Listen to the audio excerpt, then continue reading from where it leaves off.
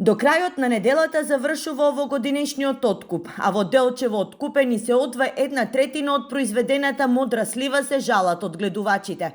Од над 10.000 тони, откупени се помалку од 3.000.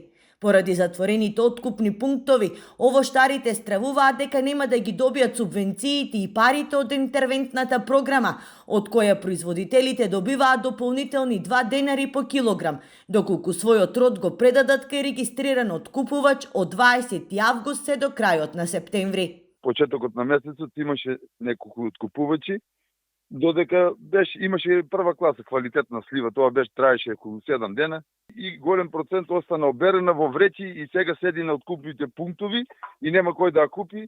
Како откупувач, јас сум регистриран откупувач, ето сливата седи во магазинот откупена од луѓето, а така стои, нема кај да се даде. Годинава откупната цена е символична. Модрата слива се откупува од 6 до 12 денари, а од тие пари 4 денари се наменети за берачите се жалат сливарите. Постојна надеж има откупот за ракија, но бидејќи во најголем дел се физички лица, сливарите треба да се откажат од 4 денари помош од државата. Сега има таки мали што земаат по 3-4 тона за кванташки ношот, сега ја плаќаат 12 денари. Не е исплатило како исплатило 12 денари, од државата не може да ги земат тие пари, пошто не се тие регистрирани откупувачи. Годината што изминува ќе остане запаметена како најтешка, не само за сливарите, туку и за сточарите и за останатите земјоделци. Поминато неделниот протест во Берово, за утре протести најавуваат и земјоделците од овчеполието.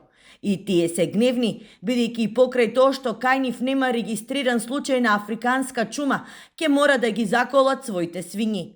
Со трактори ќе го блокираат центарот на Свети Николе, за да го искажат револтот, за како што велат на правилното доделување на земјоделско земјиште, но и новиот модел за субвенционирање.